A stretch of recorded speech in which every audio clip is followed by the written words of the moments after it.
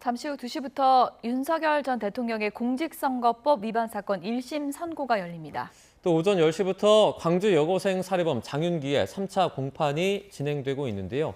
관련 내용 김광산 변호사와 함께 이야기 나눠보겠습니다. 어서 오세요. 어서 오세요. 네, 안녕하세요. 윤 전 대통령 공직선거법 위반 사건 1심 선고가 이제 잠시 뒤면 나오게 될 텐데 네.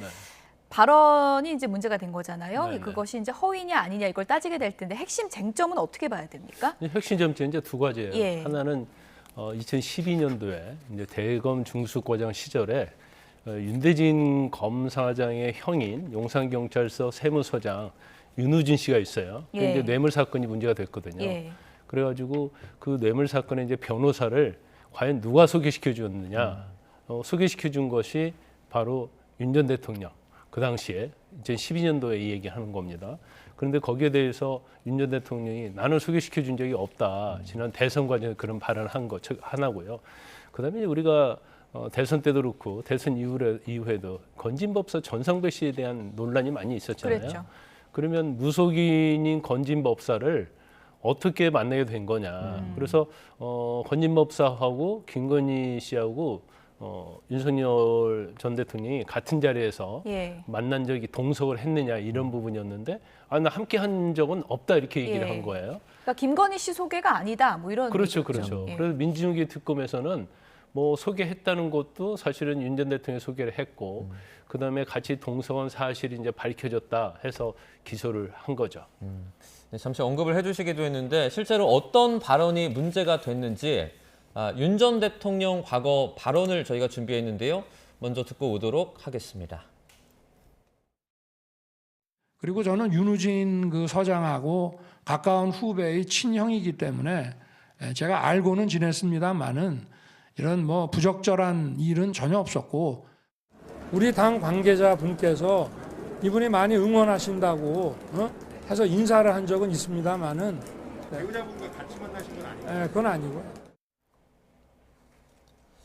네, 저희가 발언을 실제로 직접 듣고 왔는데 구체적으로 좀 어떤 발언들이 어떤 혐의를 좀 받게 됐는지 설명을 좀 해주시죠. 근데 첫 번째가 과연 변호사를 이제 소개했느냐 문제예요. 예. 그런데 사실 윤우진 전 서장의 변호사 이모 변호사인데 이모 변호사가 이제 전에 윤 전 대통령의 소개를 받아가지고 선임을 한 것이다. 이제 그런 취지 얘기한 게 있고 또 문자 메시지를 보낸 게 있어요. 예. 그리고 그거에 의하면 결과적으로 윤 전 대통령이 소개한 게 아니냐 이제 이런 건데 윤 전 대통령 측에서 이제 그런 얘기를 하고 있죠.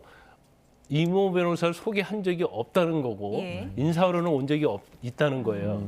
그럼 이모 변호사가 아니 그때 왜 윤 전 대통령이 소개했다는 문자 메시지를 보냈냐 하니까 그 당시에 윤대진 검사장이 예. 현직이 있었잖아요. 네네. 그러니까 검사장이 소개했다고 하면 그럴 것 같아서 그렇게 문자를 보냈다 얘기하는데 그게 이제 설득력이 있는지 없는지는 모르겠어요. 그건 이제 재판부에서 판단을 해야 하는 거고. 이제 두 번째는 이 김건희 씨와 관련된 부분인데 예. 뭐 우리가 아시다시피 김건희 씨와 전성백 씨와는 막역한 사이고 같이 여러 가지 뭐 텔레그램이랄지 그다음에 그냥 명품백 뭐 이와 관련된 내용이 많이 있잖아요. 통일교와 관련된 거. 그래서 같이 만난 적은 없다는 발언 자체를 뭐 그 당시에 경황이 없어서 예. 윤석열 전 대통령은 말하다 보니까 그렇게 됐다는 거고 그다음에 전성백 씨는 만난 적이 있는데 그 자리에 김건희 씨는 없었다. 그러니까 동석하지 않았다는 거예요. 그래서 이 공소사실 내용 자체를 틀리다고 이렇게 주장을 하고 있는데 제가 볼 때는 이제 두 가지 중에서 예. 뭐 지금 변호사를 소개한 것은 2012년도의 일로 알고 있어요. 그건 뭐 그렇다 치는데 김건희 씨와 관련된 부분, 전성배 씨와 관련된 것은 무속인과 관련된 거잖아요. 그런데 지난 대선 때, 네. 전전 대선이죠. 윤 전 대통령하고 이재명 대통령하고 투표 결과가 예. 굉장히 근소한 차이 났지 않습니까? 그렇죠. 그러면 만약에 오늘 선거에서 무속인인 전성배 씨를 만난 적이 없다고 했던 얘기가 거짓말이라고 한다면 예. 김건희 씨 소개로 만난 적이 같이 동석하지 않았다는 것이 거짓말이면 이건 선거에 영향을 상당히 미쳤다고 볼 수도 있는 여지가 있는 것이죠. 아슬아슬한 표차였는데 그렇죠. 이게 거짓이었으면은 표차가 어떻게 됐을지 모른다. 뭐 그렇죠. 이런 게 이제 특검의 선거에 주장인 거죠. 당락에 영향을 예. 결정적으로 미칠 수도 있다는 거죠. 그래서 오늘 이 두 가지 범죄 혐의 중에서 예. 이제 뒷부분 전성배 씨와 관련된 부분이 유죄가 만약에 나온다고 한다면 결과적으로 상당히 무거운 형이 선고될 가능성이 이 크죠. 부분의 사실 여부가 더 중요하군요. 두 그렇습니다. 번째가. 네. 그런데 이런 발언과 관련해서 이제 혐의를 따질 때 이 발언 자체가 사실이 아니고 허위였다라면 바로 유죄 이렇게 되는 겁니까? 아니면 뭐 의도성 같은 걸 또 좀 따지게 됩니까? 근데 원래 이제 고의범이죠. 그러니까 예. 허위 사실 공표를 하는 게 있어서 예. 고의가 있었느냐, 아니면 그 당시에 인식을 그렇게 하고 있었느냐. 뭐 예를 들어 동석을 하지 않았다. 그러면 동석했는지 안 했는지 기억이 안 날 수도 있죠. 그래서 그 당시의 기준, 그러니까 발언 당시에 어떤 인식을 하고 있었느냐가 중요하고, 그럼 인식을 하고 있었음에도 불구하고 허위 사실을 공표하면 예. 그건 고의성이 있는 거죠. 그렇죠. 그래서 엄격히 따지면 이제 고의성이 있어야만이 처벌을 받죠. 그러니까 뭐 속인 거냐, 그렇죠. 기억의 착오인 그렇죠. 거냐 이걸 보는 건데 이제 근데 속였을 때 문제가 일반적으로 기억의 착오라고 하려면 예. 특별한 사정이 좀 있어야 돼요. 되는 거죠. 그렇죠. 근데 그 당시에 특히 전성배 씨와 관련된 부분이랄지 아니면 윤우진 전 사장에 대한 변호사를 누가 소개시켜 주느냐는 쟁점이 명확하거든요. 그리고 이게 한두 번 나온 이슈가 아니기 때문에 그 당시에 내가 착오로 했다 이런 주장은 받아들이지 않을 가능성이 크고, 지금 착오로 했다고 주장은 하지 않고 있어요. 그 이모 변호사를 나는 소개하지 않았다는 거고, 예. 그다음에 김건희 씨와 같이 동석해서 전성배 씨를 만난 적이 없다. 그렇기 때문에 본인의 어떤 인식에 있어서 착오로 인해서 그런 것이라는 주장은 아닌 걸로 보입니다. 네. 특검이 지금 뭐 징역 2년을 구형한 상황인데 어쨌든 재판부가 이걸 판단을 해야 되잖아요. 네. 그런데 이 사람이 실제로 착각을 했는지 아니면은 의도성을 가지고 거짓말을 했는지 이 판단 기준은 좀 어떻게 되나요? 이제 전체적인 증거를 봐야 하는 거죠. 실제로 이제 당사자였던 뭐 윤우진 전 서장이랄지, 특히 이제 중요한 건 그 변호사의 진술이랄지, 그다음에 이제 그 당시의 상황, 그리고 김건희 씨와 관련된 부분은 지금 아마 민주기 특검에서 상당히 많은 증거를 냈을 거예요. 예. 그래서 윤석열 전 대통령의 그 진술 자체가 이제 허위인지 여부 이런 것들을 증거 가지고 이제 판단하는 거죠. 같이 판단하는 거죠. 그래서 뭐 의심이 없을 정도로 예. 합리적으로 증명이 됐다고 한다면 이제 유죄 선고를 하는 거고요. 이제 그렇지 않고 뭔가 좀 애매하다랄지, 네. 뭐 직접 증거가 됐건 간접 증거가 됐건 뭐 좀 부족하다 하면 이제 무죄를 선고할 가능성이 있죠. 판단 기준에 이제 중요한 근거가 되는 것 중에 하나가 이제 그 정보가 허위 정보였다면 이제 유권자 판단에 어느 정도 영향을 줄 수 있는 정보인가, 뭐 그렇죠. 이런 부분도 좀 구체적으로 따지게 되겠죠. 그렇죠. 예. 일반적인 뭐 유증죄랄지 그런 데서는 뭐 형량에 있어서는 어느 정도 따지지만 이제 공직선거법 위반에 있어서는 이런 발언 자체가 이제 허위 발언으로 인정되는 걸 전제로 얘기할 때 이 네. 발언 자체가 과연 표에 얼마나 영향을 미쳤느냐. 그건 뭐 당선되고 당선되지 않고를 떠나서 네. 그래서 이제 자기의 어떤 당선을 목적으로 허위 사실을 유포했고 결과적으로 이제 당선이 됐잖아요. 근데 이게 명백히 허위 사실이고 당선에 또 영향을 또 상당히 미쳤다고 볼 수밖에 없다고 한다면 이제 형량은 대폭 높아질 수밖에 없는 거죠. 예단하기는 상당히 어렵겠지만 지금까지 드러난 사실만 봤을 때는 선고 결과가 좀 어떻게 나올 것 같으세요?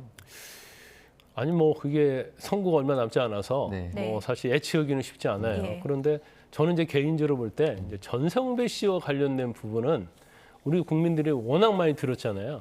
그리고 워낙 김건희 씨와 관련이 많이 있잖아요.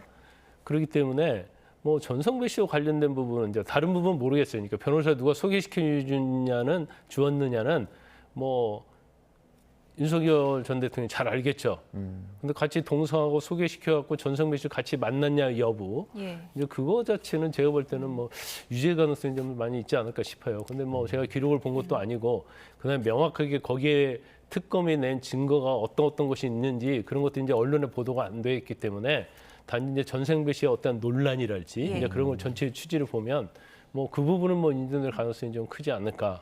만약 인정이 된다고 하면 이제 형량도 상당히 무거운 형이 내려질 것이다 이렇게 봅니다. 사실 뭐 윤 전 대통령 재판이 워낙 많고 그 중에 이제 내란 재판이 핵심이긴 한데 이번 선고가 이제 관심을 받는 건 국민의힘이 그렇죠. 선거 보전 비용 거의 400억 가까이 확정되면 내야 되는 거잖아요. 예. 그래서 제가 아까 이제 무거운 형이라는 게 예. 우리가 뭐 징역 5년, 10년을 무거운 형이라고 말하지만 네.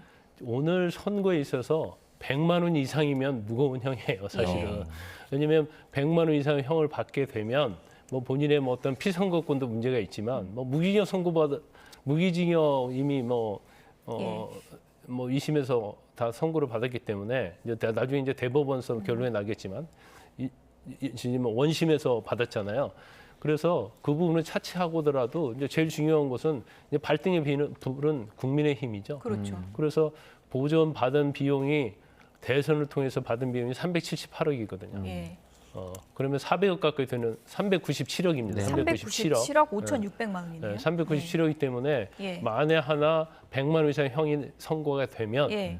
국민의힘에서는 보전받은 비용을 선관위 이제 반환을 해야 하는 그런 후보를 상황이죠. 낸 당이 내는 거고요. 그렇죠. 예. 그러니까 이거 대법원이 확정되면 내게 되는 거죠. 그렇죠. 대법원 예. 확정이 돼야 하기 때문에 이번은 뭐 1심이잖아요. 2심, 3심 시간은 많이 남아 있는데 근데 국민의힘에 그 정도 그 돈이 있는 거예요? 아니 뭐 현금, 예금 합쳐도 그 정도는 안 되는 걸로 알고 있어요. 예. 그런데 만약에 하나 대법원서 확정이 돼서 예. 이 보전받은 비용을 반환하려고 하면 아마 당사까지 팔아야 할 겁니다. 그렇군요. 근데 당사까지 팔으면 예. 뭐 지금의 뭐 금액은 뭐 충분히 반환할 수 있어요. 그렇지만 이제 당사를 팔지 않으면 가지고 있는 현금과 예금 가지고는 반환하는 데서는 아주 부족하죠. 네, 오늘 오후에 이제 선고 결과가 1심 나오게 되는데 관련 소식은 또 저희가 들어오는 대로 전해드리고요. 자, 저희 다른 이슈도 하나 다뤄보겠습니다. 여고생 살해범 장윤기의 지금 3차 공판이 열리고 있는데 뭐 실제로 당시에 피해자를 도우려다가 중상을 입은 또 어떤 학생이 오늘 나와서 증인을 서기도 하고요. 네. 어쨌든 범행 당시 상황을 밝힐 수 있는 중요한 어떤 공판이라고 볼 수 있겠죠. 네, 그렇죠. 그런데 이제 일반적으로요. 지금 장윤기에 대한 사건은 강간 목적 살인이냐, 그냥 일반 살인이냐, 살인이냐. 예. 이게 제일 중요한 쟁점 아닙니까? 그런데 사실 장윤기가 2차 공판에서 강간 목적 살인이 맞다고 다 인정을 했기 때문에 네. 더군다나 자기와 관련된 범죄 혐의가 이채원 양에 대한 살해 사건, 강간 목적 살인 사건 말고도 네. 뭐 베트남 여성, 네, 성폭행 그다음에 사건이죠. 오늘 증인 나오는 뭐 흉기 부상이 입은 남성 이런 거에 대해서 사실은 증언이 필요가 없죠. 그러면 다 인정을 해버리고 네. 그다음에 검찰이 제출한 증거를 또 다 동의를 해버렸거든요. 그렇지만 아마 그 당시의 상황과 관련해서 예. 이제 검찰에서는 좀 입증을 하고 싶은 것 같아요. 그래서 어떻게 보면 뭐 수사기를 많이 나와 있겠지만 그 장윤기를 말리려고 했던 그 남성을 불러서 예. 좀 생생한 좀 증언을 듣고 싶어하지 않나. 또 경우에 따라서는 이 내용 자체가 이제 장윤기의 형량에 또 영향을 미칠 수 있는 여지가 있다고 이제 검찰에서 보고 있는 거죠. 네. 뭐 범행 동기와 관련해서는 여러 가지 이제 좀 증거가 탄탄하게 좀 쌓여가는 그런 느낌도 있습니다. 고교 시절 대화록이 지금 증거로 나왔다고 그러는데 어떤 내용이었나요? 이 내용 자체는 예. 뭐 특히 이제 여성과 관련돼서 납치해서 뭐 성폭행을 하겠다 뭐 예. 그런 취지들. 이게 대화록 말고도요 사회복무용 근무할 때 하고 또 고등학교 뭐 친구들과도 이제 그런 취지의 대화를 많이 했다고 그래요. 뭐 여고생을 납치하고 싶다 이런 그렇죠. 글도 있었다고 예, 그럽니다. 예. 그러니까 납치 이유는 뭐 명확하지 않겠습니까? 예. 그래서 이제 만약에 장윤기가 강간 목적이 아니고 나는 그냥 우발적 살인했다고 했다고 한다면 예. 이러한 증거들이 아마 그 장윤기의 주장을 탄핵할 수 있었을 거예요. 근데 이제 다 인정을 하잖아요. 그러니까 장윤기의 어떤 자백에 이러한 증거들이 명확하게 이제 보강 증거가 되는 거죠. 일반적으로 이런 사건이 벌어지면 대부분 이렇게 부인을 많이 하지 않습니까? 어떻게 보면 자기의 형량을 줄이기 위해서. 근데 장윤기는 왜 이렇게 다른 모습을 좀 보여주는 건가요? 그건 이제 방법이 없었던 거죠. 그러니까 처음 재판을 할 때 6월 22일이었나요? 지난달? 그 재판 올 때까지만 해도 다 부인했잖아요. 네. 그리고 첫 재판 때 강간 목적이었냐 아니냐 하니까 보류하겠다. 그래가지고 2차 공판 때 다 인정을 했거든요. 네. 그런데 본인도 뭐 이게 인정을 하냐 인정하지 않느냐 또 어떤 죄가 적용되느냐에 따라서 형량이 엄청 달라지는 거 알고 있을 거예요. 예. 그런데 1차 공판, 2차 공판 사이에 사실은 장윤기에 수사했던 경찰서의 어떤 비리 이런 것들이 다 드러나지 않았습니까? 네네. 그리고 강간 목적 살인과 관련된 증거들이 언론 보도에 많이 됐고 네. 또 제출됐고 아마 본인 자체도 뭐 그 수사기일과 관련된 증거를 다 보게 됐을 거예요. 그때는. 그러니까 이건 내가 단순한 우발적 살인이라고 주장해봤자 아무런 필요가 없겠구나. 그러니까 차라리 자백하고 뭐 예. 형량에 있어서 어떤 감경을 좀 바라야겠다. 이런 뭐 전략적인 또 의도가 숨어 있을 수 있겠죠. 네, 지금 뭐 재판은 재판대로 진행되는 거고 또 한 가지 이제 중요한 축이 부실 수사 의혹 어떻게 되는 건지 이거 파헤쳐야 되는 거잖아요. 네. 전 광추경찰청 형사과장 소환 조사했다고 하던데 어떤 부분을 좀 묻게 되는 이 겁니까? 형사과장은 뭐 참고인 예. 신분으로 소환 조사를 한 겁니다. 이건 이제 국수본에서 국가수사본부에서 왜 장윤기에 대해서 그 당시에는 장윤기가 이제 살인죄이지 않았습니까? 예. 네. 근데 그 전에 범죄가 베트남 20대 여성에 대한 스토킹과 살인 미수였어요. 네. 성폭행하고. 네네. 그렇기 때문에 이 사건 자체를 분리해서 수사하라 이랬다는 겁니다. 그걸 수사팀에게 전달했다는 거예요. 아마 그 국수본의 수사계장이 그다음에 광주경찰청, 광주경찰청에서 광산경찰서 이런 식으로 전달이 된 것 같아요. 그런데 뭐 저도 이해가 가지 않는 측면이 왜 국수본에서 뭐 수사를 병합하지 않는 것은 그 경찰서의 재량이거든요. 어떻게 하느냐는. 그리고 이 사건 자체를 과연 분리할 필요가 있는가. 왜냐하면 범행이 수법도 상당히 동일하고 예. 또 거기에 성폭행도 있는 것이고 강간목적 살인도 있는 것이고 그다음에 또 살해하려는 의도가 있었던 것이고 그렇다고 한다면 이 사건 자체가 사실은 굉장히 강간목적 살인이라는 걸 입증하는 데 있어서 베트남 여성 사건도 굉장히 중요한 거거든요. 네네. 근데 왜 국수본까지 나서서 이걸 분리하라고 했을까?